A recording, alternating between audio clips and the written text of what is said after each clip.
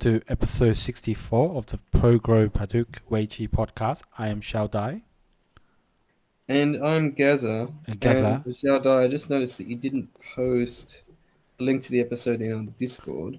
Yeah, okay, that's what I'm going to do right now. But Gaza, this is Very episode nice. 64, but you do know that 64 is a little bit of a sensitive number in Chinese politics, don't you, Gaza? Yes, because that's how many squares there are on a chessboard.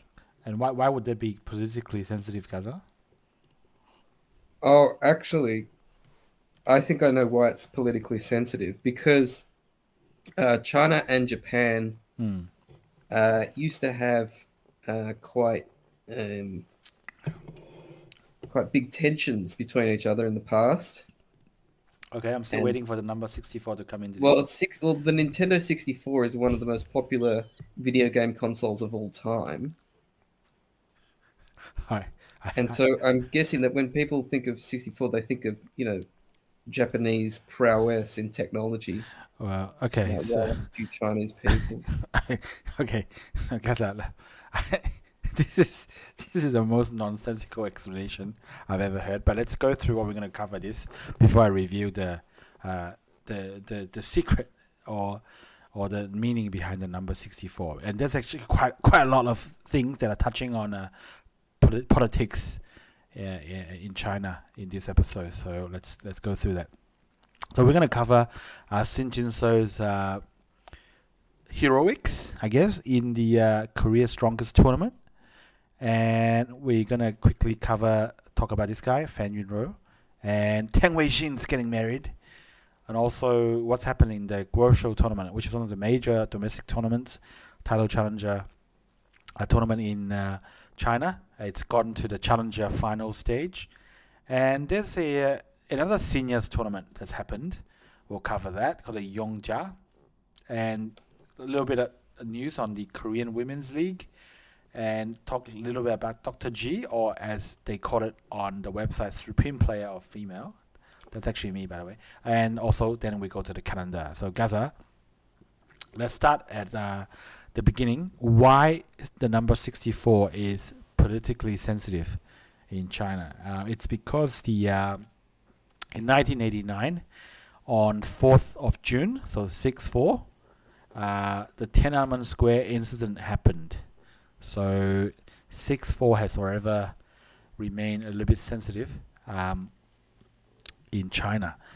And also, we'll cover this when we got to the Guoshou. There's another very sensitive political topic that's going to appear, but keep that in mind. This episode is all about political sensitivities in China. But And we love talking about political yes, sensitivities. yeah, We are some of the most politically sensitive people in the world. yeah, possibly. Guys, what's happened with Shin Jinseo? Someone posted on Pro Weiqi Reddit that Shin Jinseo has won 24 titles. Is that even correct, Gaza? Well, I can assure you that Shin Jinseo has won a title this week. Yes. Now, whether or not it's his 24th, we'll talk about later. But let's focus on what he actually achieved. Okay. Now, he's actually played in the Korea's Strongest tournament final. It's a best of 5. Now, the first 2 games we've covered back in May, because the first 2 games happened in 22nd and 24th of May.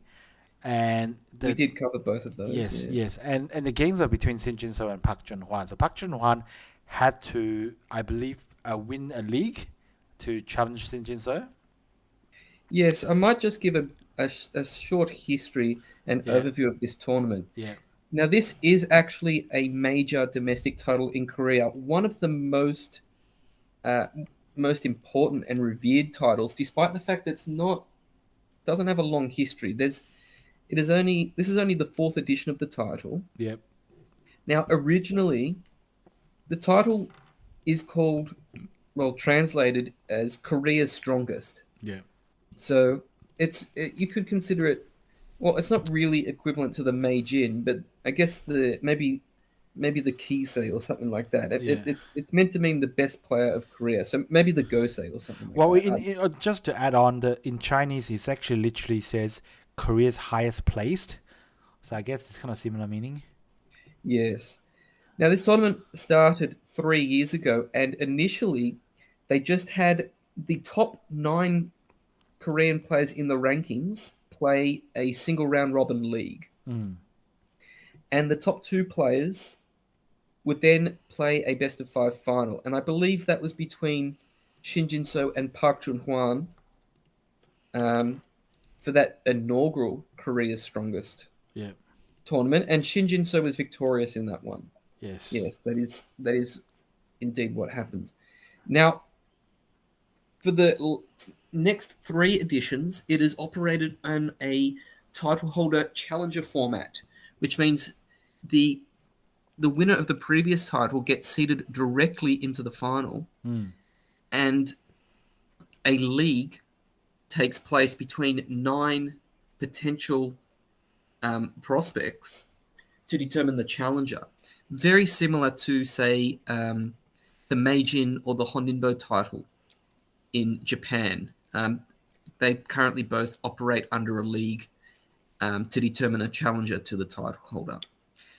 Now, in the second Korea's Strongest, Shin Jinseo beat Park Junghwan, and in the third Korea's Strongest, Shin Jinseo beat Shin Minjun. And then in the fourth Korea's Strongest, Park Junghwan yet again earned the right to challenge for the title, and a best of 5 match was to take place. And as we alluded to in a previous podcast, Shin Jinseo did win the first 2 games. Yes. And game 3 took place on, I believe, Monday? Yes, 27th of June, yep. Yeah, so is that a Tuesday then? 27th of June, yes. In fact, it Tuesday. is... It says it's Tuesday. It is a Tuesday. Yes, it was a Tuesday. Yeah. That is right. Yes, I remember it was a Tuesday. Yep. Now, Park Junghwan had to win this game just to keep his chances alive. Yep. Otherwise, Shin Jinseo would win his third game of the tournament. Unfortunately for Park Junghwan, Shin Jinseo did win, and thus he retains the Korea's Strongest title for the 4th straight year. Yep. Now, have you had a look at the game? No, I haven't, Gaza. But I have a theory. About why Park Junghwan didn't want to win this game. Well, firstly, your theory is based on a false premise, because Park Junghwan, I can assure you, did want to win this game. Wow. It just so happened that he didn't achieve that. Okay. Regardless, I have a theory, and the theory is that he doesn't want to be a moron. And the reason is he doesn't want to be a moron. What do you? Please explain.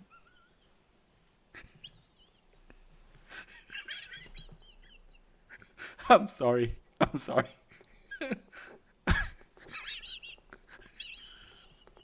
What do you? For those who are concerned, Xiaodai is currently laughing. That's why he's not talking at the moment. We have to cut this bit out because if he had won, then it will be calling Park Junghwan Korea's Strongest would be an oxymoron. So that's why I didn't want to do it. Okay. Yes. Yes, it is. It is interesting that the title is called Korea's Strongest when there already is a set of rankings to determine the strongest player. Yeah. So we better cut that out. The bit where I was laughing. So yeah, it's going to be hard to cut that out live stream. But any case, since you didn't watch the game, I guess we probably won't analyze it. Yeah, unless you want to tell me what's happened. Shin Jinseo was black. From my admittedly very poor knowledge of the game, it looked like Shin Jinseo had an early advantage. If you wouldn't mind just quickly going to the Kifu. No, that's if I can quickly find it, but just keep talking while I try to find it. Yeah, well, Shin Jinseo ended up getting the entire bottom side of the game, which seemed quite a large, area of territory to me at about move 109. And I thought the game, according to AI, the game was still quite close at that point. I guess because Shin Jinseo Black didn't really have that much territory anywhere else. So it was quite a curious position. It almost looked like if if you if I showed someone that position after move 109, I think people would be shocked to think that it was between two of the strongest players in the world. But maybe my understanding of like of the moves themselves according to AI would not crazy or outrageous, but I did find it a curious position. Right. So And it looks like you have found the Kifu. I have found the Kifu. Now, it's, what do you call it? We probably need a slightly better system for finding Kifus. So, okay, but did you say 109 or something? Yes, yeah. If you go to move 109 and just look at the position here now, Shin Jinseo is black, Park Junghwan is white. Yep. As you can see here at move 109, Shin Jinseo using some nice reading and sequences is cut off Whites. 9 stones. Yep. On the bottom there. He also has surrounded 3 other stones near the Yep. bottom, Yep. as Xiao Dai is highlighting. Mm. So you can see that he's captured the entire bottom side. Yep. How I guess, but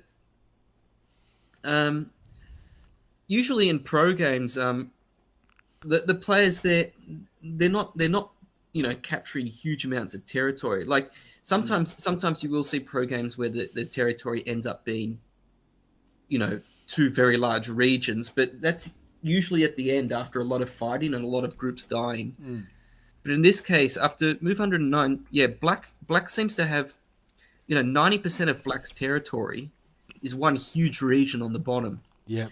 And the AI can obviously determine who's winning and by how much. And according to the AI, it was still a very close game, as I said. Yeah. But I couldn't imagine 2 professionals playing. I mean, for 2 professionals, for 2 human players to know who was better off at this point. Like, are you able to determine that, Xiaodai? No, because I was just looking at the position. I thought, obviously, because even black has captured these, like white's got quite a bit of territory as well, and the middle is still Yes, very undecided, so it's hard to yes, say. yes. Yeah. White has a huge moyo in the upper left, and indeed Mm. basically along the whole upper left section. Yeah. Black has a lonely looking Panuki in the left side, and then other than that, Black's just got some stones scattered along the top right without, well, not really with much of a base. A little bit of a base on the right side there. Mm. But yes, you're right. Almost all of Black's stones seem to be concentrated on the bottom. Yeah. But yeah, it must be very difficult to count these types of regions. Okay. Yeah. But anyway, yeah, I found the position to be very interesting. Okay. Yeah. And then but from here on in, Shin Jinseo Mm. ended up winning. I think it was leading by maybe 5 points. I think that according to the AI, the game was within 5 points, 5 or so points the whole time. Yep. So there weren't any big group, like there weren't any massive dragons dying or anything like that. But yeah, Park Junghwan resigned after 175 moves. Okay. Well, actually, And yeah, that's interesting because Hachimura ends up saving the group as well. Yeah, but ended up which losing the top which group side. is that? The bottom left, all of that saved, but he lost the Oh top yeah, top right. that's right. He does end up saving that. I completely forgot about that. Yes. But no, but it was a ko though. Yeah. Yeah, so he sacrificed the top right to save his stones Yeah. in the bottom left. Okay, so this is how the game finished. I guess, yeah, Park Junhwa decided he doesn't have enough, so he just resigned over here. So, yep. So, what this means is that Shin Jinseo have claimed the title with a 3-0 score, which is I don't know how unexpected that is, but even though Park Junghwan is still ranked in definitely one of the top 5 players in the world, but I mean a 3-0 beating by Shin Jinseo isn't that unexpected in the whole scheme of things. So yeah, so congrats to Shin Jinseo. Yes, and I spoke to a very strong friend of mine who is a Korean, Yeah. and I mentioned that Shin Jin-soo won to him. He didn't even realize because I think the game had only finished about 10 minutes Mm. at that point. But he seemed almost, he wasn't like super excited or anything. He sort of like just resignedly said, yes, Shin Jin-soo is still quite strong at domestic tournaments, Mm. almost dismissively, because of course, a couple of weeks ago, Shin Jin-soo lost the final of the Chujo Lanka World Major. Mm.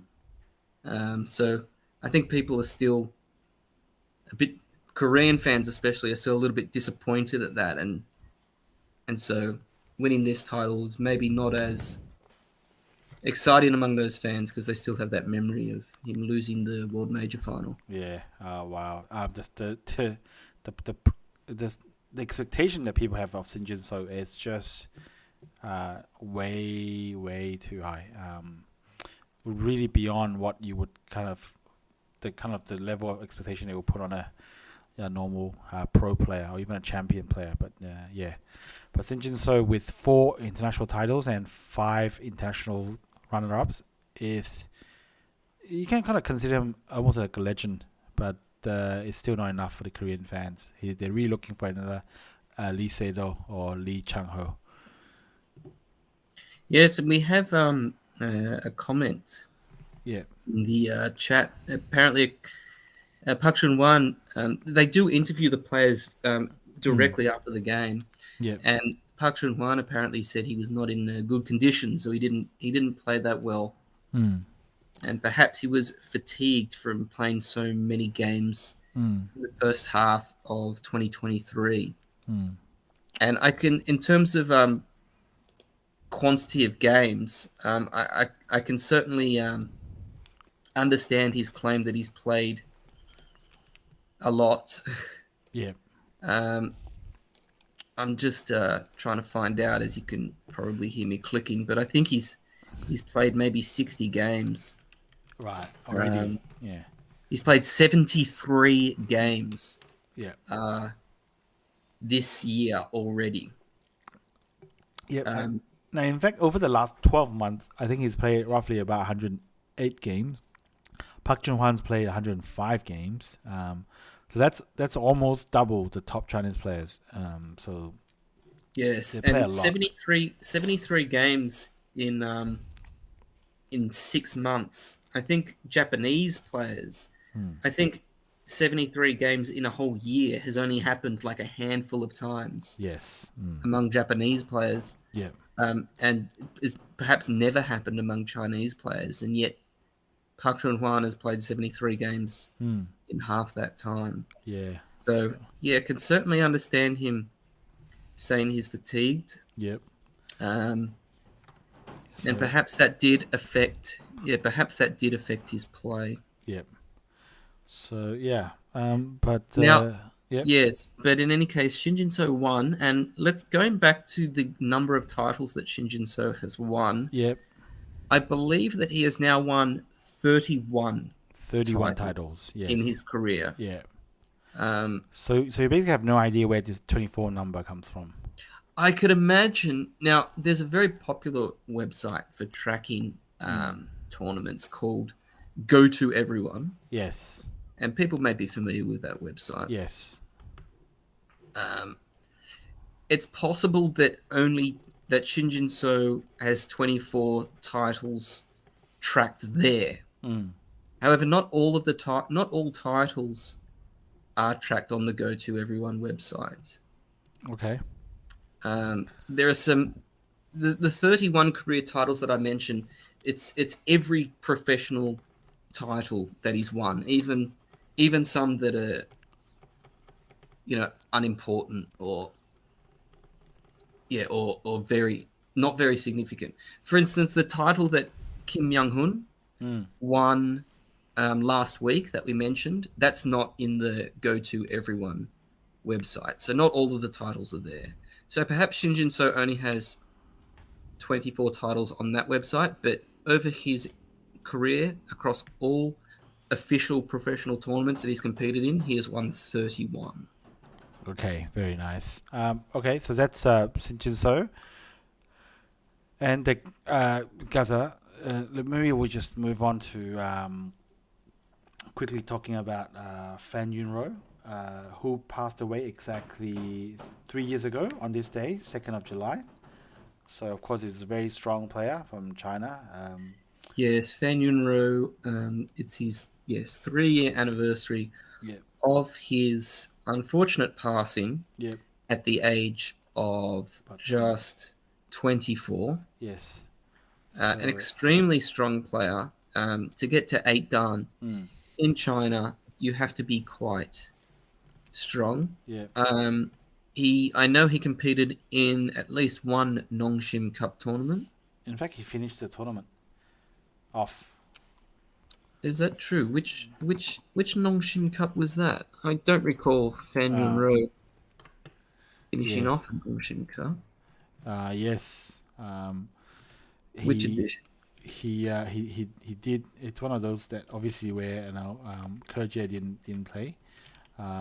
So we'll have to look that up.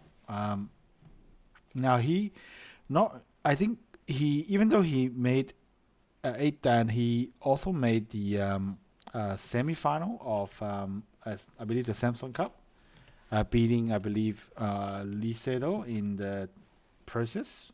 So that was one of his highlights. He's often known as. He's also got a lot of interest in sports. Apparently, he knows the formation of the the Chinese women's volleyball team, like back to front. He can rattle off. So, how who played where, which position, how they should substitute. He knows all of that.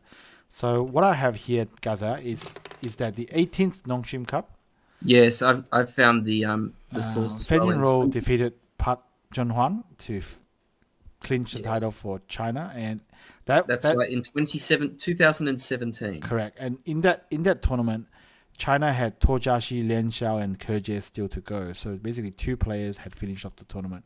Of course, Fan Tingyu played a starring role by going 7 wins. But Fan Yunruo also defeated Park Junhwan by 1.5. So, yep. Let's just, of course, we're taking a moment to remember Fan Yunruo, but Yes, for those who are indeed morbidly curious, he committed suicide. yes, Um, and is the reason for his passing. correct, and yeah, I guess the suspected reason was depression. So I obviously encourage anyone who's suffering that to seek help. So Yes, absolutely. I strongly ask people who are suffering from mental issues to not keep it to yourself.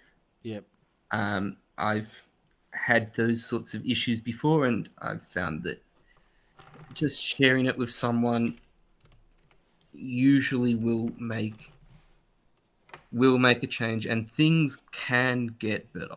yes, yes. But I'm not a mental health expert, so Sure. yeah. So that's a little bit about remembering Fan Yunruo, but from a little bit of sad things to remember to something that's a bit more happier, Gaza. As you can see here, pictured here is Tang Weixing. I don't know how true this is. This could have been an AI generated image for all I know, but apparently he's gotten married. Now this is quite breaking news, isn't it? Yeah. In So fact, it's such recent news that we haven't even had the opportunity to post it on the subreddit. no, it just popped up on it just popped up on Weibo. So hey, Gaza, with these days with all this AI and Photoshop and stuff, you never know what's real or not. But I mean, We're covering all of our bases here, pro yeah, Weiqi fans, just in case this is a fake and we're being duped, Yeah. I guess. But if it is real, Yeah. and I'm willing to believe that it's real, Yeah. congratulations to Tang Weixing. Yes. He is, Mm. I would say, one of the biggest, and I mean this in no disrespect, one of the biggest overachievers Right. Yeah. in international Mm. Weiqi. He has won Three. 3 Three world international. majors, Yeah. 2 Samsung Cups, and 1 In Cup. In fact, he's still the reigning In Cup champion. Believe it or not. But yes, and a very strong player against Korean and Japanese opponents. Yeah. He has also appeared in several Nongshim Cups, Yes. and always a force to be reckoned with. Yeah. Long time JAR League member, just a solid player, and has been for a number of years. So congratulations to him. Yep. Congrats to Tang Weixing. So moving on. Now this is the big tournament in China this week, Gaza. Wait, which one are you talking about? What? The Yeongja Cup? Ah, The Guoshou. the Guoshou, big tournament in China, and Now, please, Zhao Dai, yes, for all of those that are unfamiliar, which may include myself, can you please tell us what this tournament is and give a little bit of a background as to how it works? okay. I'll try my best. So this Guoshou, of course,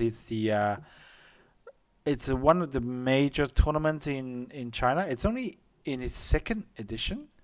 So how it works is usually it's a knockout. So in the first edition, it's just a straight knockout, and then I believe the final is a best of 3. And then Ding Hao won the first edition of the tournament. So, actually, it's not a best of 3. It's just a straight 1-game final. So Ding Hao won that one. And what looks like, and then Ding Hao is now the holder of the title Guoshou, and then from the second edition onward, it looks like they will play a tournament to determine the challenger, and then once the challenger is determined, I believe it would be a best of 3 to determine who gets to win the Guoshou title. So it's Ding Hao versus whoever the challenger is. So that's how it roughly works, and it's got one of the biggest prize monies. Can I also ask quickly, what are the time controls for this tournament? That is a good question. I didn't bother to look it up, actually. I'll see if I can quickly find that up. But guys, apart from wanting to know the time control, do you have any other thing that you wanted to know about this? I also am curious as to the prize money. That is also another very good question. I also forgot about looking that up. And I'm just hoping that one of the articles would have it laid out on a platter for me. But it does. So what it happens is that looks like the winner wins 400,000 yuan, Renminbi. So that would be maybe about divided by 5, about 80,000 Australians, or maybe about 60 to 70,000 USD. And in terms of Korean money, that is about 80 million Korean won. Right. For those curious regarding the Korea's Strongest, I didn't mention this, but the first prize is 70 million Korean won, so quite comparable. Yes. Now, mind you, China, of course, is a much bigger country, so it's hard to compare like that, but still. Economics, yes, very difficult to compare. Yes. So now also, if you look at now, I couldn't find out the time controls, but I do believe it's probably a shorter tournament, maybe 1 or 2 hours per. I was of the impression that it was not a long time control. Certainly not something like 3 hours. Right.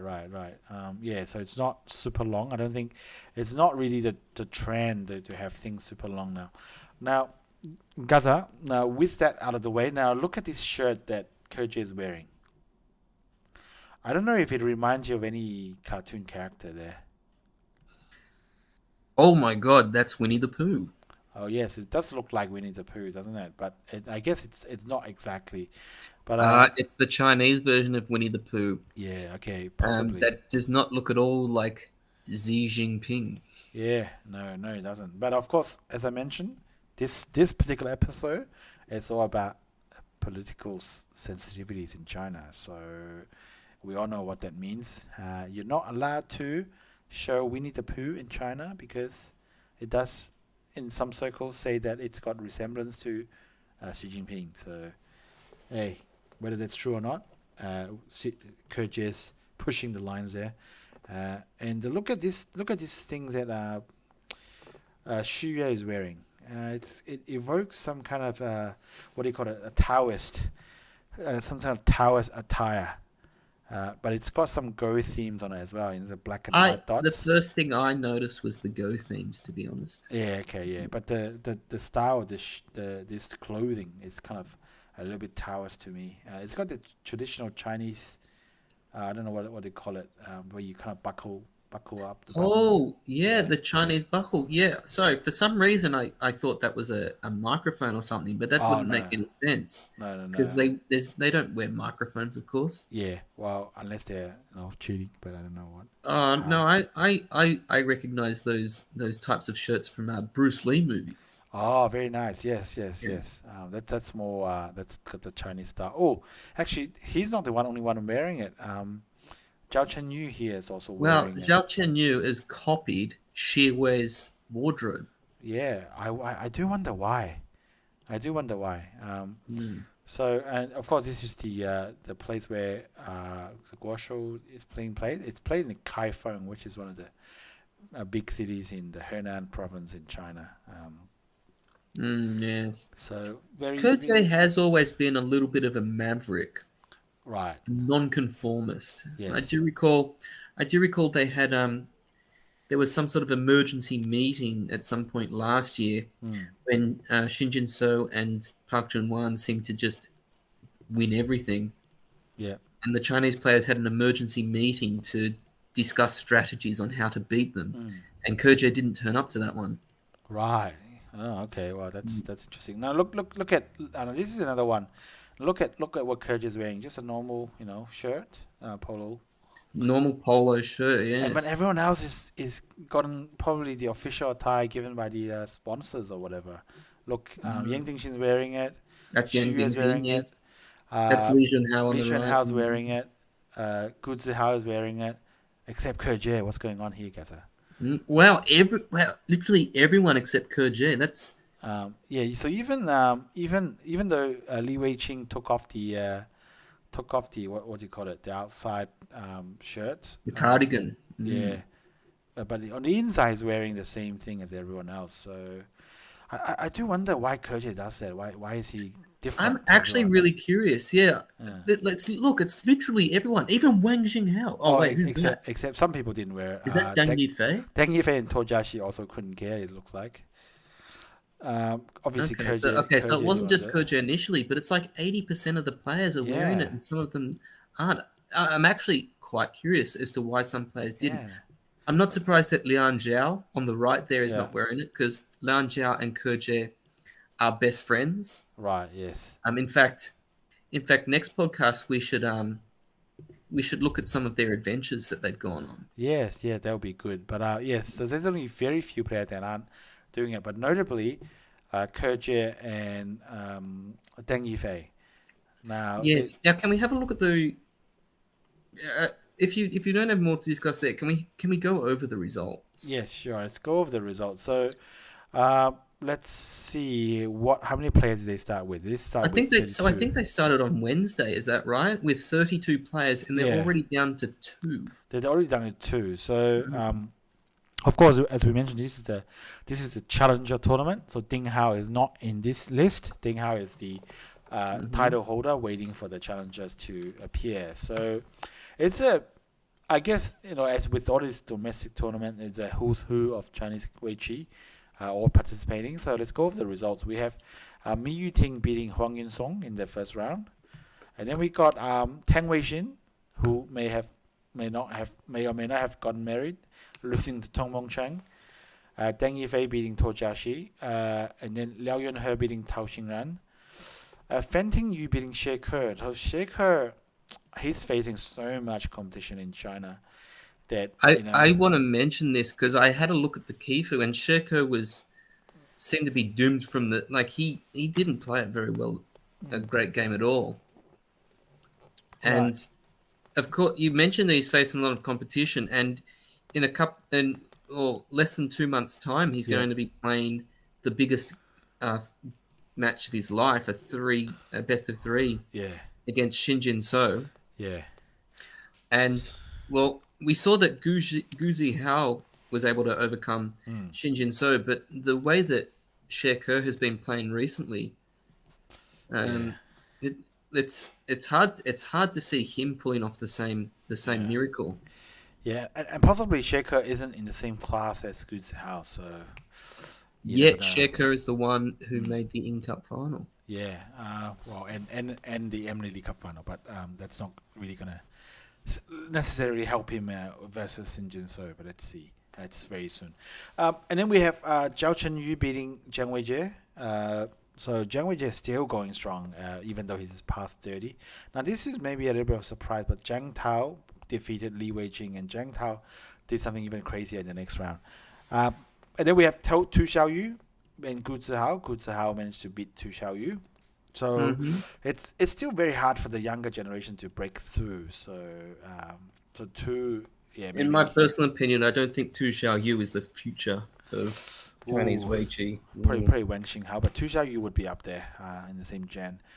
And then we got Yang Dingxin and Xie Hao. So I guess could go other ways, but Xie Hao got the better of Yang I in this actually round. am a little bit surprised because Yang Dinshin just had an exceedingly impressive Asian Mm, Games qualifying campaign. yeah, but So, yeah, but as you can see, anything can happen in the Chinese hmm tournament. I got Lian Xiao playing Tan Xiao. Lian Xiao managed to laugh to the end. Of course, Xiao is sounds like a Chinese word for laughing. Yeah, thanks. And then we got Chen Xian and Li Ding Tao. So Chen Xian won that. Chen Xiao continuing his jolly good form. Xu Yue seems to have a little bit of a resurgence recently, beating Li Xuanhao. So looks like Li Xuanhao will continue his slide down the Chinese rankings after another can I first round just exit. Yeah. quickly point out Yeah. what color Li Junhao was playing in that game? Black. I'm trying to track Mm. his performances with black. Yeah. I believe he has lost his last 11 games as black. Yeah. It's not good with black, is he? That's that's that's an insane statistic. Insane. Yes. Mm. I do wonder if any other player has done that. So that's Li Xuanhao for you. And then we've got Wang Xinghao beating Peng Liyao. That's not bad, the result. Yang Kai Wan beating Chen Ziyan. Xu Jiayang beating Li Qingchen by just half a point. So, Half a point. and then Kerje beating Hang Yizhou by resignation. So pretty good win for Kerje. Now going into the second round now, we go through the results in reverse. We got Kerje beating Xu Jiayang. Now I believe when I read the news reports, I looked at the key for a little bit. The whole game was very close, but according to AI, Kerje was down to like below, maybe somewhere like 2%, something like that. But then Kerje managed to fight back little by little, and he ended up winning by half a point. So the media report basically described it as a pretty unlikely or pretty impossible comeback, but Kerje has done it. So maybe the old Kerje is back. We don't know. And then another maybe not so great news for Wang Xinghao. He got beaten by Yang Kai Wan. So Yang Kai Wan continuing his good form. He's probably one of the other rising player along with Li Xuanhao. So doing really well, beating Wang Xinghao, who's ranked as high as 4th, I believe, on the Go ratings you mentioned. And then Xu Yue beating Chen Xian, and then Lian Xiao beating Xie Hao. Gu Zihao lost to Zhang Tao. So a lot of world champions are already out by the second round. This is quite crazy. And then we I got. guess you could say the honeymoon is now over for Oh Guzi. yes. Yes. And then we got Zhao Chenyu beating Fan Yunruo, another world champion out. Deng Yifei beating Liao Yunhe, and then Mi Yuting overcoming Tong Mongchen. So now this is the next round is very interesting because we got Mi Yuting. Is that all? Oh, we've got 1 8 done. in Yes. the quarterfinals. Yes, Right. the rest 9 dans. Right. Right. And then we got in the third round we have Mi Yuting beating no, Deng Yifei beating Mi Yuting. So I guess it could have gone either way, but Mi Yuting is actually ranked second in China. So well done to Deng Yifei. And then we got Zhao Chenyu beating Zheng That's Tao. on the official Chinese rankings. That Right, is. that's right. Mhm. And then we got Xu Yue beating Lian Xiao. So I would have thought that Xu Yue is a bit of a been there, done that, but he still seems like going to be going strong. Elder Um, citizen, perhaps. yeah. And then we How got Yang. old is Shi Hui, by the way? I'm just checking now. Shi Hui. Oh, wow. Shi Hui is 32 years old, which by elite professional standards Mm, is quite a senior age. Of course, mm, amateurs, 32-year-old amateurs can, of course, still improve. yeah. So don't let that discourage you. We're talking about the best of the best in the Yes, professional yes, scene. yeah, best of the best. I guess, yeah. So Xu Yue is bucking the trend a little bit. And then we have Kerjie playing Yang Kai-wan. Kerjie got a better of Yang Kai-wan there. So, Yeah, good game that was. I watched it live yeah, on Fox. very nice, very nice. I also watched quite a bit of it. Kerjie is, it does feel like to me, watching recent Kerjie Kifu, that the old Kerjie is coming back. He's very light. He's got this style where he just tanukis a lot. To be And honest, it's yeah, it's hard to know if Kerjay is back. I've never felt that. he's I've gone away. never. I'm. He always has these flashes of the old Kerjay. Mm, It's just that he doesn't win everything. yeah. But he still wins things. I mean, he won the Southwest King last year, and Mm. has he won a title since then? I think he has. I No, don't he remember. might have become the challenger in the either the Ten Yuan or Oh, the the Minion. yeah, one of them. Mm. So and he's not done so well in internationals. I think he's still in the He's still in the LG Cup. LG That's Cup. right. That's about it. But yes, but in otherwise in the past 18 months, his Mm. international form, including the Nongshin Cup, has been very poor. Yes, yes. So let's see if we can get the new Kerche, old Kerche coming back, and then in the third round, which is basically the what do you call it, the No, semi-finals. the fourth round, the This is the fourth semi-finals. round. So we have Deng Yifei playing Zhao Chenyu. Deng Yifei actually won that game, and then we got Xu Yue playing Ke Jie. Now this another interesting game I went through. I look at the key for a little bit, but it was a back and forth a little bit, but Kerjie managed to get a better of Xu Yue. I think he just had a maybe slightly better understanding of the game than Xu Yue looks like, and he just tenukis a lot, and then maybe Xu Yue found it a bit hard to keep up. You don't have the Kifu for that. It was an interesting game because Yeah, of the way that Shiwei dealt with his. I mean, sorry, Kerjay dealt with his weaknesses. yeah. I'm also curious. Do you know whether Dang Yifei played white or black? Deng Yifei, Deng Yifei played white.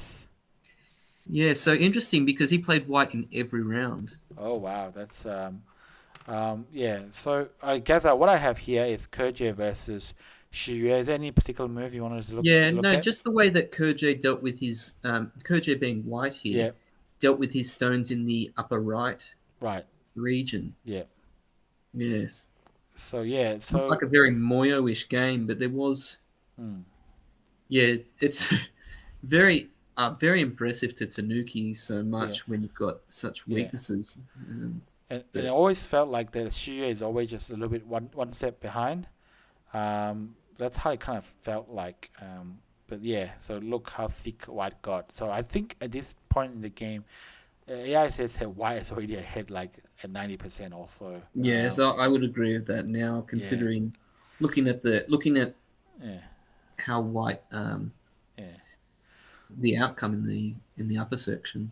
But And apparently yeah, later and on, then just yeah. Kerja played some slack move, and it was kind of almost back to 50-50, and it was kind of went on for a bit. And then ultimately Kerja just yeah, I think fought back, and I think at some point Shia was actually doing quite well according to AI, but ultimately I think Kerja, it looks like Kerja's got slightly better understanding of the game, just a bit more speedier with his how he plays, and managed to defeat Shiyue. So whatever happened, it got to the point where we have Kerja versus Dang Yifei in the Challenger final. So that will happen, I believe, tomorrow, if I'm not wrong. Yes, Monday. It looks like it's scheduled for Monday. Okay, it's scheduled for Monday. So, yeah. And the winner of that will be playing Ding Ding Hao, Hao, yes. And current someone, title holder. yeah, and in the chat, Hanamaru says that I don't sound upset that Kerje is back. Uh, I guess I'm not upset. I'm not upset. I actually want to see Kerje back, especially seeing how Shin Jinseo is, winning almost everything except when he meets Guoshou. But I want to have some competition for Shin Jinseo. Yeah. I think Zhao Dai is one of those Kerr fans who is.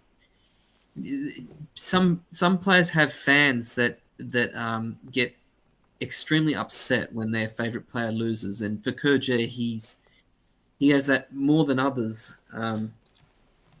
because of how dominant he was Yeah. in perhaps the period 2016 to 2020, Mm. and now all since then he's won a lot less, and every time he loses, the people that mock him or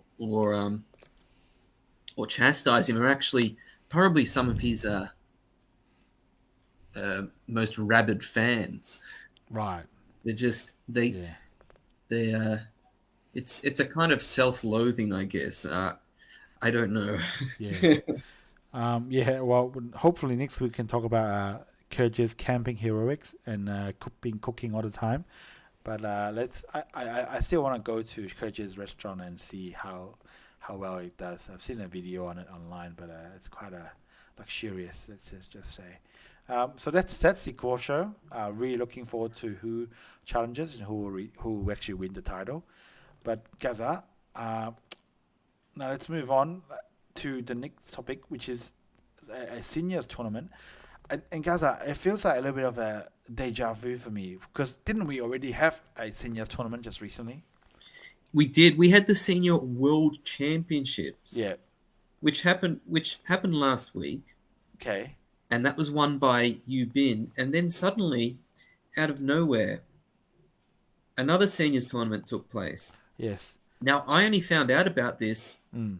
when they started broadcasting the first game Right. on Baduk TV, on the Right. YouTube channel Yeah. Baduk TV. Yeah. And I was confused. I'm like, what's going on here? Why Yeah. am I seeing Takemiya Masaki Again. play Yeah. Wang Runan? Yeah. This is. I knew this wasn't the Senior World Championship. My first thought was that it was the Senior Nongshim Cup, Right. like the Legends Nongshim Cup. Yeah. But no, it's the 2023 Yeongja Cup Baduk Masters competition, Yeah. according to Google Translate, Right. held at the Baoshan Yeongja Origin, Yunnan Province, China. Right. So it's a Chinese hosted tournament and a Chinese organized tournament. Right. And I don't know, it looks like it was an invitational. Mm. There were a whopping 3 players in this tournament. Wow. One from Japan, one from China, and one from Korea. Right. Now, there have been tournaments in the past pre-COVID. There were annual tournaments that involved 3 players, one from each of those nations, but they were typically, the like, for instance, the International CCTV Cup, if you recall that one. Yeah. Or Of course. Yes. so when all of the countries had their version of the Meijin, Japan's Meijin, China's Mingren, and Korea's Myungin. I think sometimes the 3 of them would meet up and battle Yeah. to determine a champion. So the format here was the same. Essentially, 2 players would play each other. The winner would go through to the final. The loser would play the 3rd player, and the winner of that match would go to the final. Right. So in this case, Japan's Takemiya Masaki played China's Wang Runan. Takemiya Masaki won that one, Yeah. and so he went to the qualified for the final. Wang Runan would play Korea's Cho Hun-hyun. And Cho Hun-hyun was victorious. So Cho Hun-hyun was the other finalist. So the final was between Takemiya Masaki and Cho Hun-hyun. Now, the interesting thing is that these players did in fact meet last week. They played each other last week in the Senior World Championships in the quarterfinals, and Takemiya Masaki was victorious in that match. In this case, on this occasion, Cho Hun-hyun was victorious. Yeah. And this was Cho Hun-hyun's 161st title. That is not, I'm not misspeaking there. Yeah. 161st. Crazy stuff. And other than that, I don't know anything about this tournament. Except it was 100,000 won for the winner and 75,000 won for the runner-up. So it's about 20,000 Australian dollars, or maybe 18 million Korean won. Yeah, maybe around 15,000 USD probably. Yes, and I believe the time limits were 1 hour and 3 30-second byomis. Yes. And as you can see, for those watching on YouTube, this was played in person. Yeah, very nice. Apparently, according to the Korean article, Yeongja is a ghost stone made from natural ore produced in Baoshan, Yunnan province, China. Right, yes. And is evaluated as a national intangible cultural heritage of China with a history of more than 500 years. So maybe there is some Weiqi history in this region, and this is why they hosted the tournament. Yeah. Now, there are some questions. Did you have some questions about this tournament? Because I certainly do. Okay, no, I don't have question as such, but I just want to show the viewers what the Yunza, or as in Chinese, Yunzi stones look like. Now, I've heard some health concerns with regards to these stones, which are made in Yunnan province, in that these stones sometimes maybe contain a bit too much lead. So I would encourage a bit more research into using these, especially with for example children. But I really don't know. But of course it's been made in China for a long time. It's one of the more famous styles of stones from China. So yeah, so I wouldn't be surprised if they make it like that. And now, Gaza, I wouldn't blame you for not having heard too much about this, because I also struggled to find news about this tournament. So perhaps it's a very, very not very widely reported. But Gaza, do go on with your questions about this tournament. Yeah, so I did mention that Cho Hun-hyun has won 161 titles. Now that is a record among professionals in the entire history of professional Go. Yeah. And I mean this as no disrespect to Cho Hun-hyun, because he is one of the best players of all time. In fact, he does hold the record for the most professional wins as well of all time. Yeah. And he is a legend in Korean Baduk. We have told his story before. Yeah.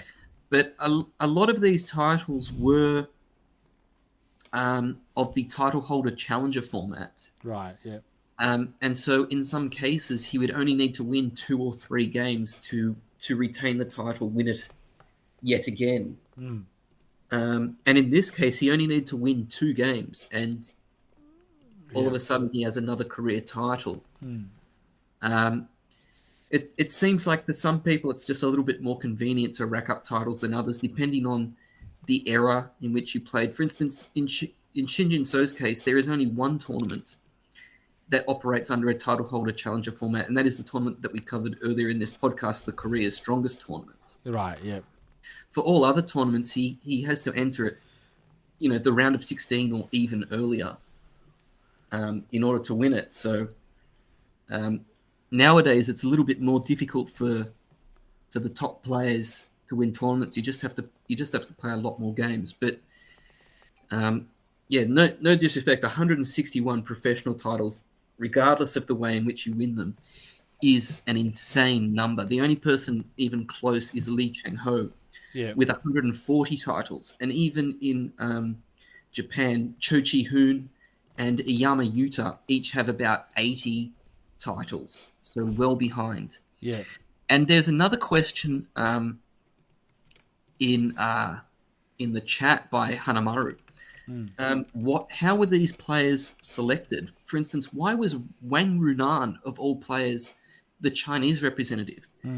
The answer to that is I have no idea. I'm guessing. I'm just guessing that perhaps Wang Runan is from that area geographically. No. He's not. No.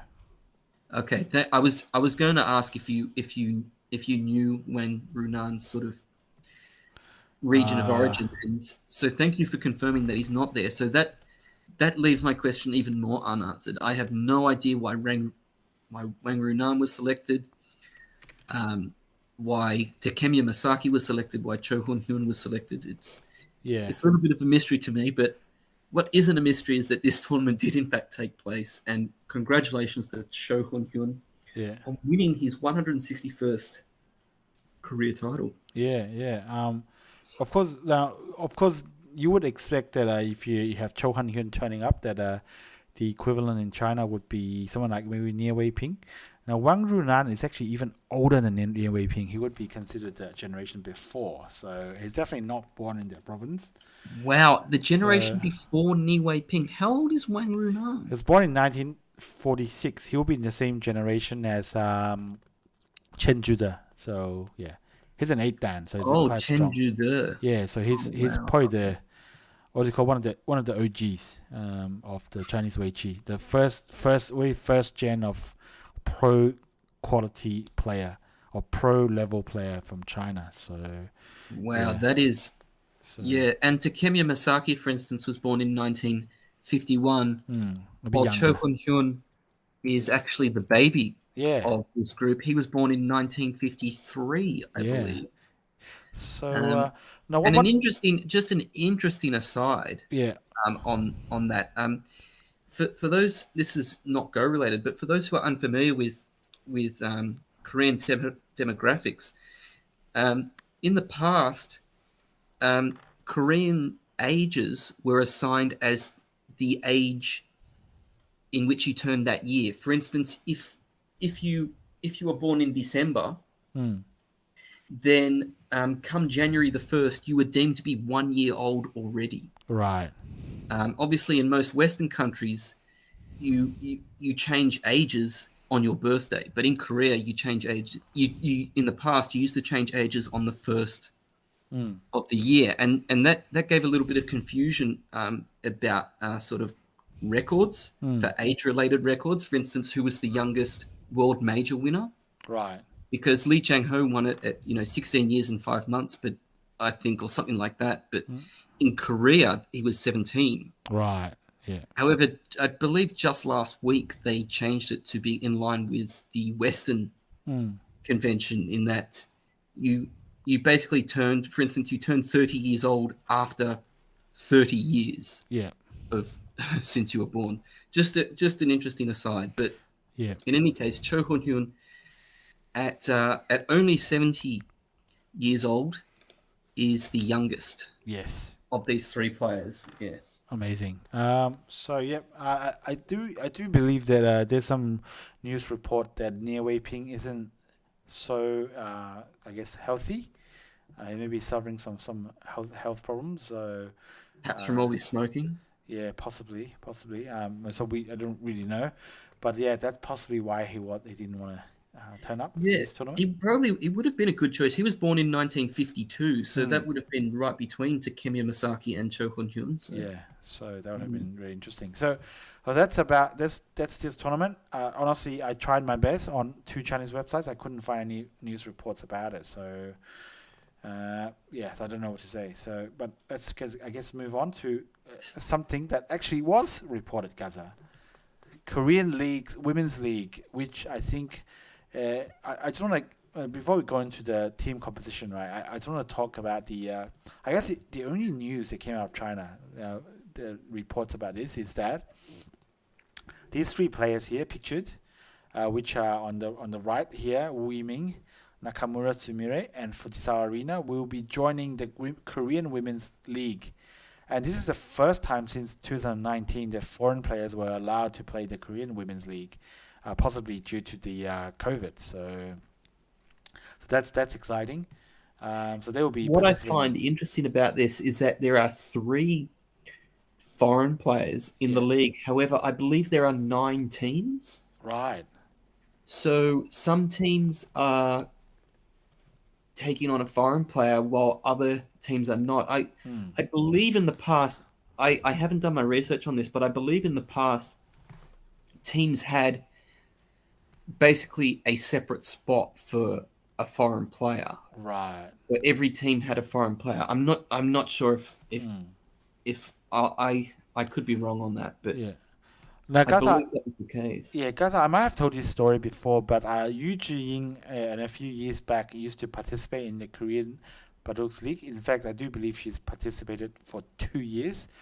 But apparently, she complained about the her treatment there, because firstly, she said that the organizers always book her on the earliest possible flight ticket to possibly save money. It'll be like she need to get to Shanghai by 6 a.m. or something to fly to Seoul, and she lives in a city near Shanghai, but still a couple of hours travel before she can get to Shanghai. And so she had to get up really really early, like 2 or 3 in the morning, to get to Korea, and they play one game and then fly back. So it's actually really tiring, and also I would certainly complain about that as yeah. well if I was in her position. Yeah, and mind you, I think the games are played at night, so getting a flight ticket so early is a bit hard. And also she complained about the level of compensation, so she just didn't think it was worth it. So that's why she stopped participating in the Korean Women's League. But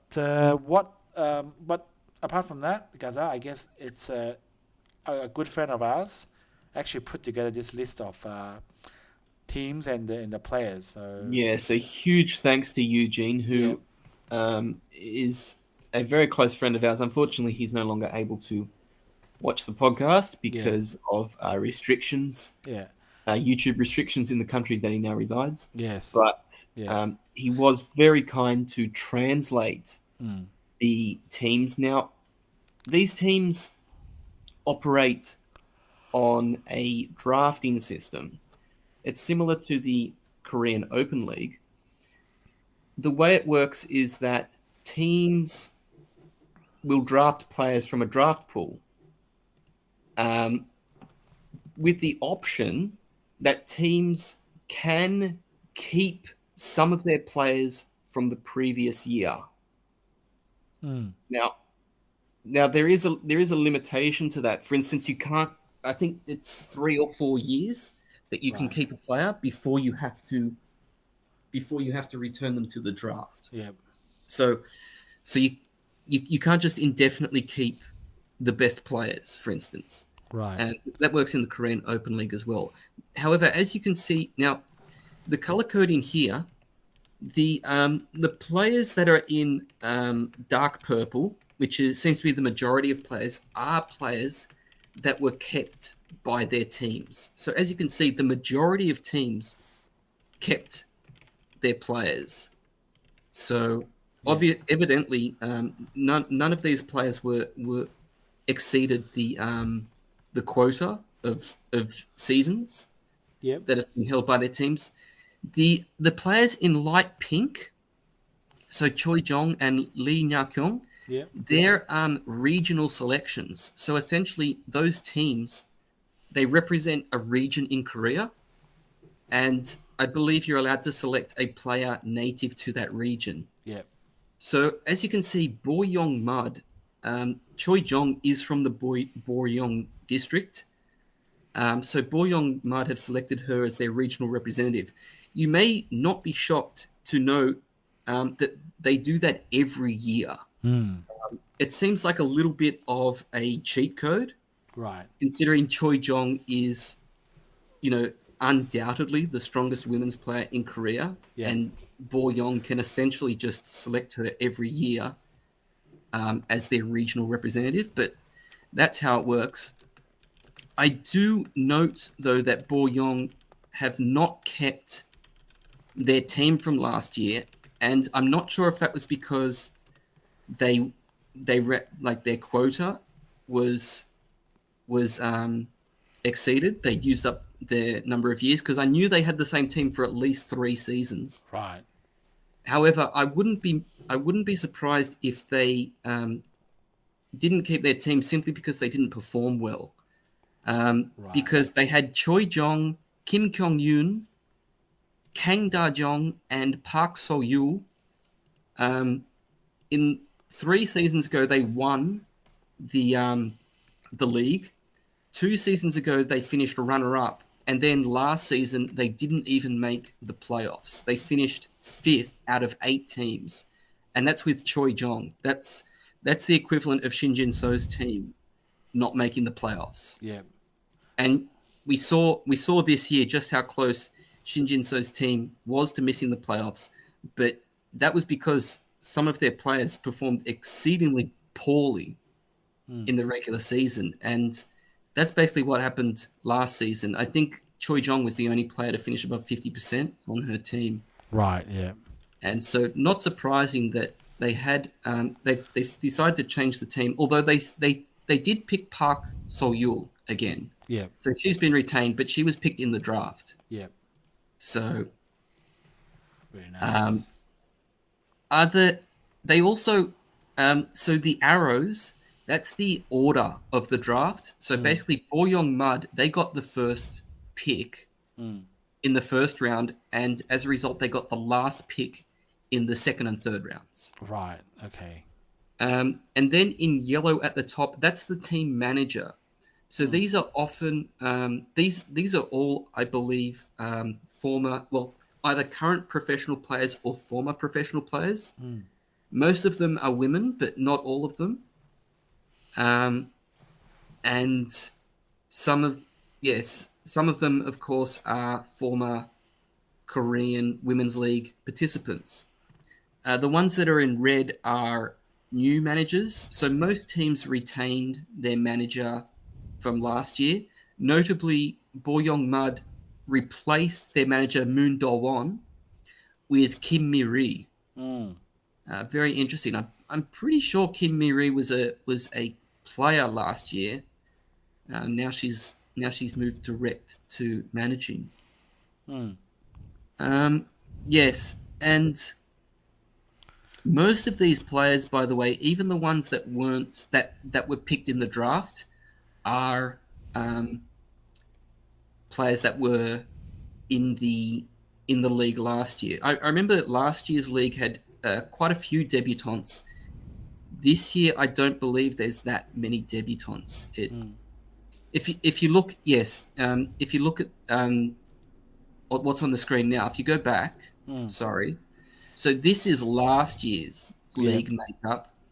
Now the players that are in orange, I believe they're players that were released to the draft. Right. And the players in red, they're players who were not selected in this year's league. So I think there's only 5 players that were in last year's league that are not in this year's league. So not a high amount of turnover. And a couple of those players, for instance, Oh Jong-ah, Yeah. I believe she's probably she voluntarily decided not to enter the draft. I remember 2 years ago she didn't participate because of maternity leave. Right. That may be the case again, or maybe she's just taking a semi-retirement. And of course, Park Ji-yeon, who's in white there, she's fully retired Yes. from professional Baduk, so she's Gone. not there anymore. Yep. It seems like most of the players are a lot of familiar faces in this year's league, and in fact, most of the players have stuck with their respective teams. So it'll be interesting to see. The winning team last year was Seogwipo. That's the team with Cho Shong-ah Yep. in it. They were the champions last year, but no guarantee that they'll win it this year. I think that the team from 2 years ago, the Samchok team, led by Kim Chae-young, Yep. should be a strong team. Yep. But yes, for many of these teams, it will really depend on their second and third players how they perform. Yep. So this year my support will go to Seo Pakwon Yakpom, which is this team over here, because it's got Hyo Seo Hyun. I like her. Jung Yujin. I like her. I believe she's the title holder, right? She won the IBK Cup last Right, year. That's amazing. right. Yes, and then of course it's got Wu Yiming in there. So this is the team that I will cheer for, because they have three players that I like. Of course, the Kim Yoon Ji's team is not bad. It's got Kim Yoon Ji in there, but Seo Mind you, Pakwon Yakpom. I do want to mention Kim Yoon Ji's team. I believe may have come last year because not because of Kim Yoon Ji, but all of the other players had very poor. Didn't do very well. To be honest, I'm a little bit surprised that Lee Sol-ju has been retained by the team, and because if you look at her poor last year's performances, apart from qualifying for the Hobart Cup, she didn't have that great a performance. Right. But perhaps she'll have a resurgence. I will also be cheering for the Seoul team. I've mentioned before I'm a big Jong Yoo-jin fan, so I will be cheering for them. Yeah, but me too. Yes, I'm also a Ko Miso fan, so maybe Bo Young will get some support from me. Yeah, I do also believe that each match is 3 games. Right. That's why the bottom row is called is named the sub player. So I will be interested to see just how the foreign players are utilized. Fujisa Arena, Wu Yiming, and Nakamura Sumire, because, for instance, Wu Yiming undoubtedly, you would have to say, is stronger than Kim Sang-in. She's definitely one of the top 3 players in that team. It'd be easy to argue that she's the strongest player in that team. I'm very curious as to how they utilize these foreign players and just how just physically how they play. Are they going to be flown in to play face to face, or will they be allowed to play? I mean, mind you, Wu Yiming's from the same city as Yu Zhiying, so she'll probably have to travel to Shanghai and then fly to Seoul. So let's see how that works out. And we have that. Yes. I was going to say from Tokyo to Seoul is probably not that big of a deal, but I did hear that the Tokyo airports are quite far from the city. So so I don't know. I have been to Tokyo Airport, and yes, it is a bit of a travel. Yeah. Okay. So let's see. But I would much, of course, prefer to see them play face to face. Absolutely. Yeah. So. Yes. Now we do have a couple of questions in the chat, so I will just try to answer those. Yeah. Now, someone asked, has the men's league been drafted as well? Now, just a bit of a caveat. There's no men's league. There's an open league, which is predominantly men. Yes. But it's an open league. There's no men's league. But that's what you mean, of course, the open league. Yeah. Now, it's basically each league lasts about 6 months, and they take place on opposite sides of the year. So the open league just finished, and the women's league is just about to start. So I think they do that, one, for viewership. There's always league action throughout the year. And secondly, for players like Choi Jong who play in both leagues, it makes the scheduling a little bit easier, so she doesn't have to play twice as many games as everyone else. But in any case, the Open League just finished. Another question, how do they determine which team can draft first? That's interesting. They actually show the draft and the lottery on a stream on Baduk TV channel, but it's essentially a lottery. So they just pick up scrolls, and whichever number it is, that's the order in which you draft. So it's got nothing to do with whether the team came at the placing of the team last year. That's correct. It has nothing to do with that. And in fact, teams, another thing that I didn't mention is that sometimes there are new teams come in. I believe the Pohang team, the POSCO Chemical team, I believe that's a new team. In fact, Right. um, I I I'm not too sure, but I believe there were only 8 teams last year, and this year there are also 8 teams. Sorry, I thought I miscounted. It's possible that one team has left and a new team has joined. But in any case, the draft order is not at all based on last year's finishing position. It's completely random. Okay. Sure. And then finally, are there trades and transfers? No. It's simply the players that are drafted or retained. That is the team for the whole year. The team is just those 4 players. Right. Yeah. Yeah. Okay. Okay. So that's the Korean Women's League. When does it start, Gaza? It starts this coming week. Okay. I believe it. I believe it might start tomorrow. I'll just quickly check. No, it doesn't start tomorrow. It starts on Thursday. Right. Okay. Okay. So we're looking Yes. forward to it. Of course, as I mentioned, I'll be supporting Seoul. So go Baduk League. Gaza. Now, after talking about the Baduk League, let's stay in the women's game.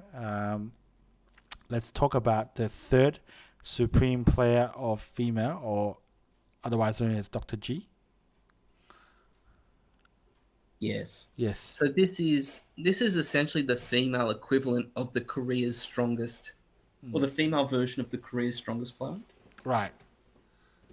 Now, it has about the same history. This is the 3rd edition, while there's been just 4 editions of the Open Korea's Strongest Player. But the format has not been, I wouldn't say it has been consistent over the years. Originally, I think it was an 8-player tournament. Right. An 8-player round robin.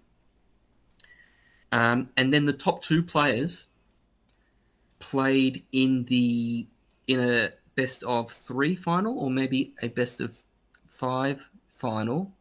I'll just quickly try to check. I think it was a best of 3 final. Best of 3 final. Sorry, best of 5. My apologies, best of 5. And then in the second year, they had another 8-player round robin. However, it wasn't under a title holder challenger format. So, for instance, Choi Jong won the inaugural edition, but she had to compete in the round robin in the second edition as well. Right. Yeah. And once again, the top 2 players qualified for the final. And Choi Jong won that one again.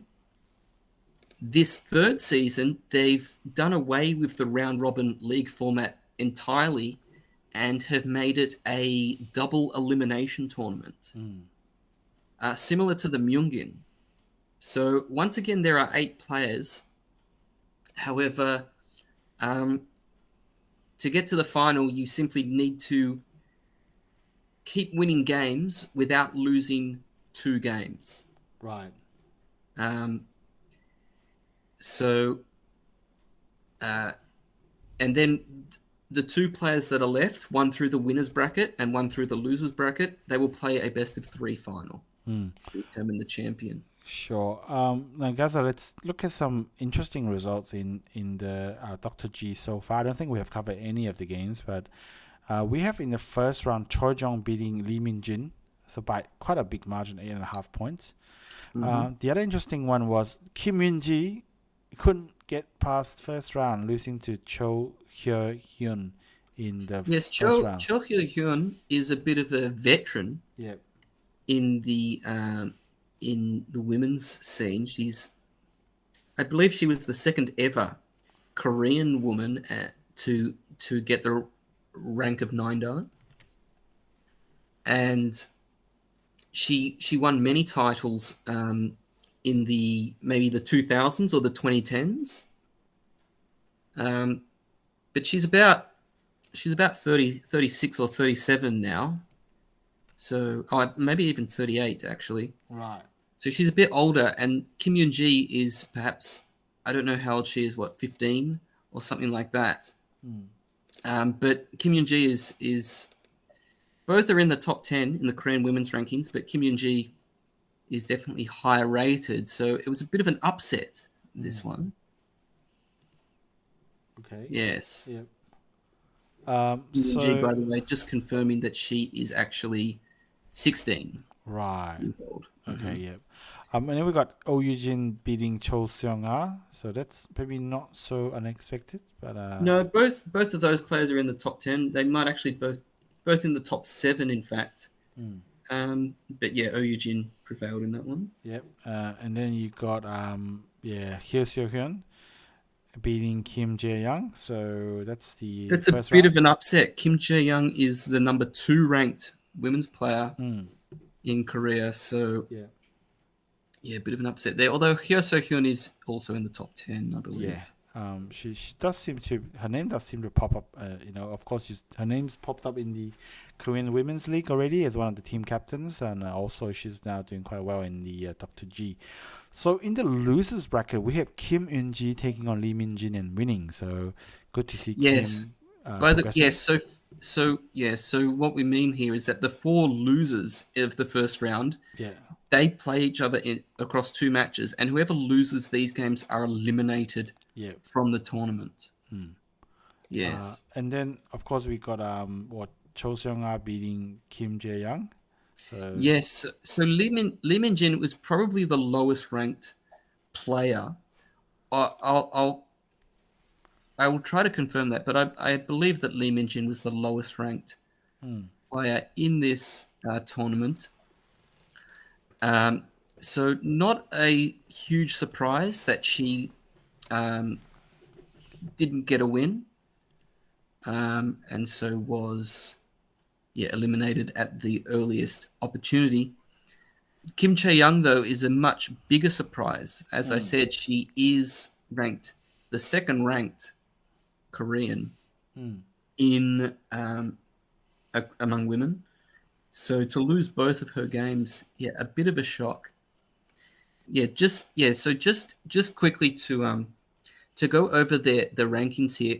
Choi Jong is number 1 women's player. Kim Chae-young is the second ranked.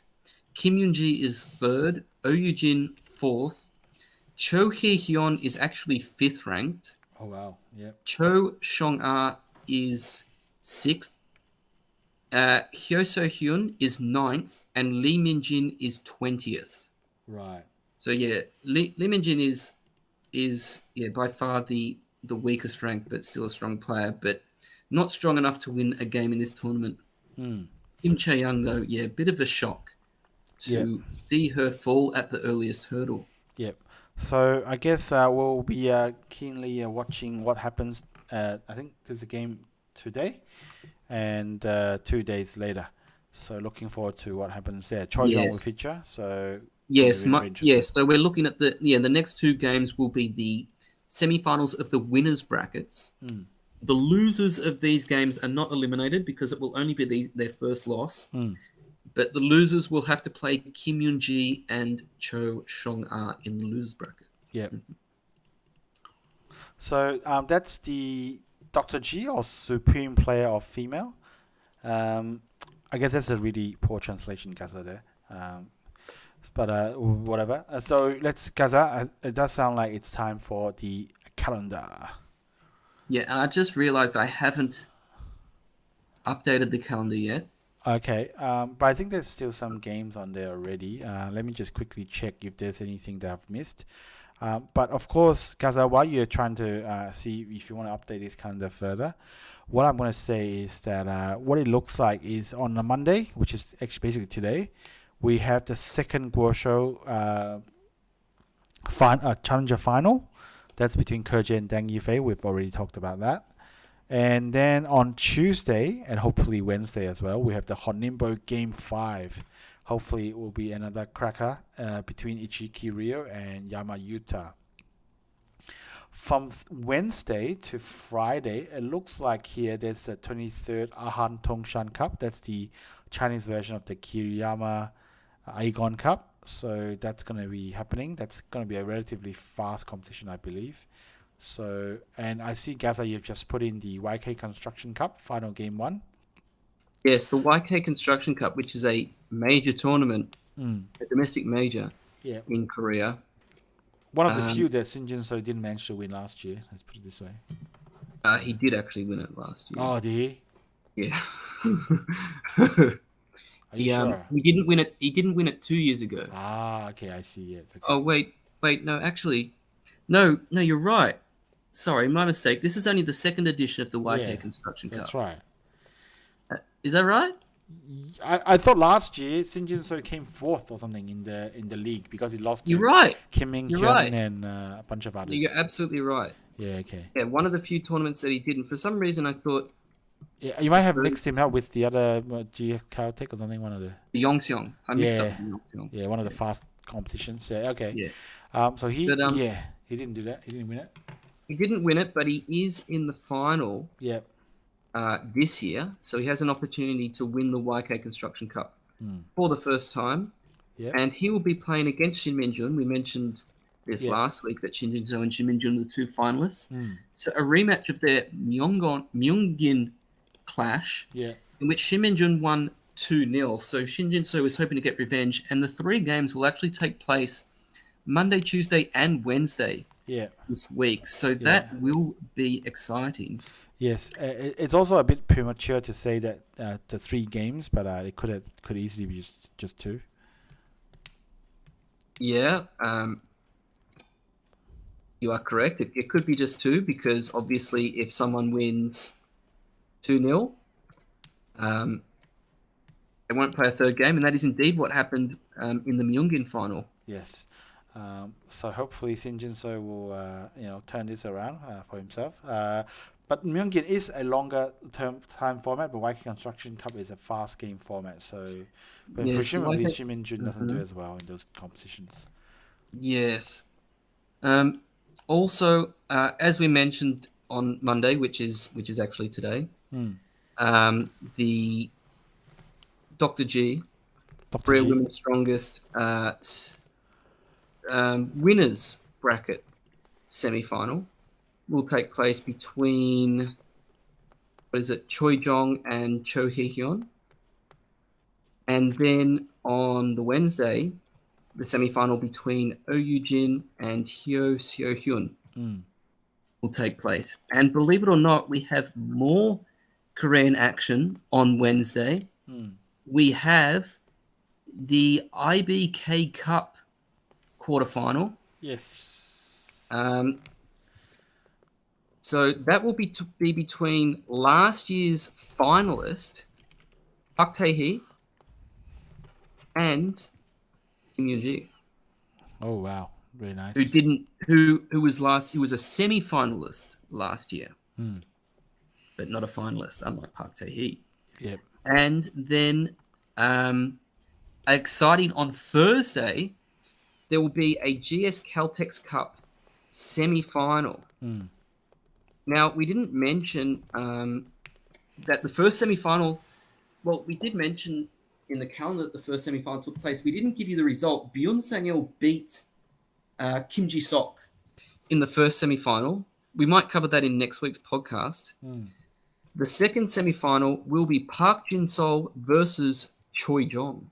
Yes. Choi Jong. Choi Jong may...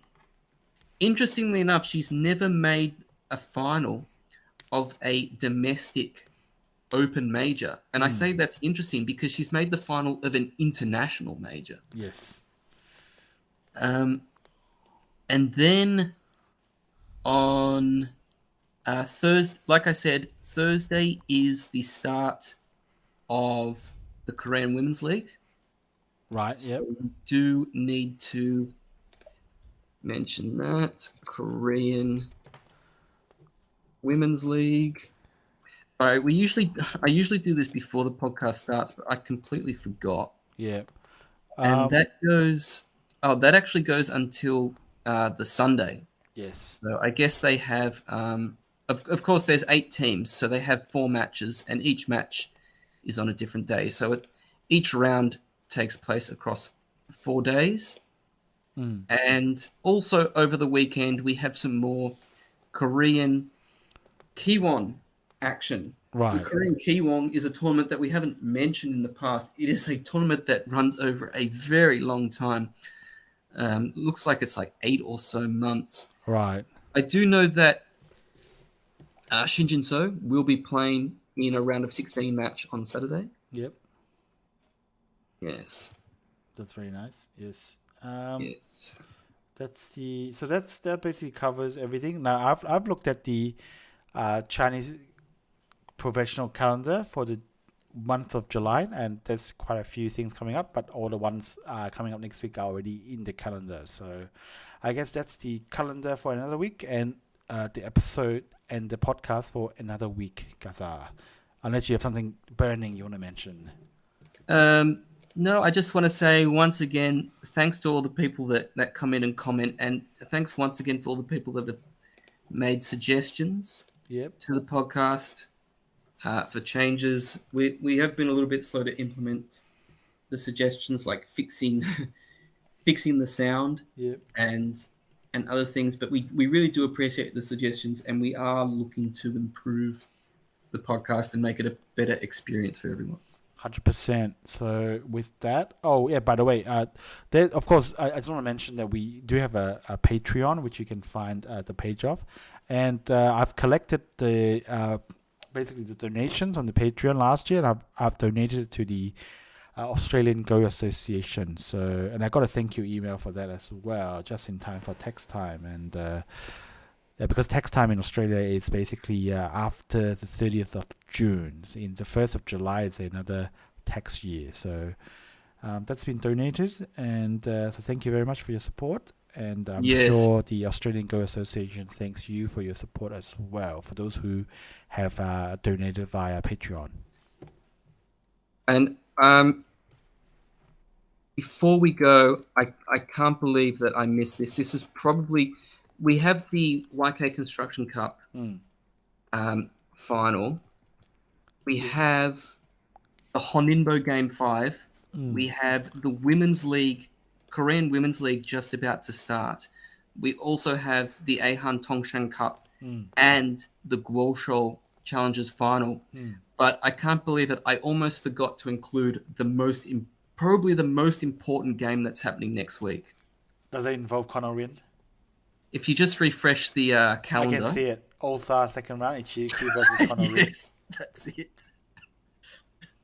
All-Star second round, Ichiki versus the legend, the one and only Conor Wynn. I'm very glad that at least he's not close to challenging yet, and I'm sure Ichiriki Ryo will sort it out.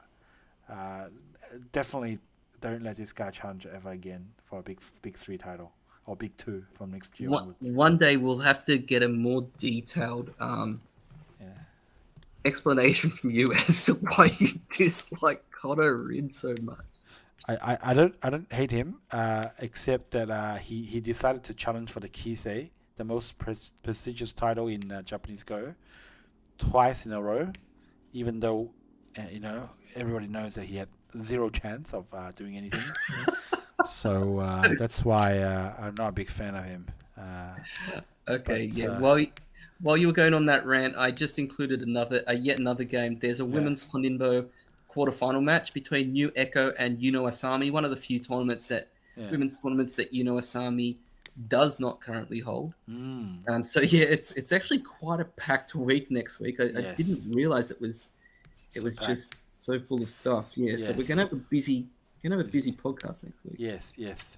Of course, everything's building up to the big in-cup final sometime next month. So let's see what happens. Yeah, and also the Chunlan Cup final is in a couple of weeks, I believe. Oh, in fact, it looks like might be very, very soon. Yeah. So I think it's in a couple of weeks. Yes. So let's just do that, and I guess it's time to call it a day in this episode. So yes, it is. Okay, I guess goodbye to everyone. Bye.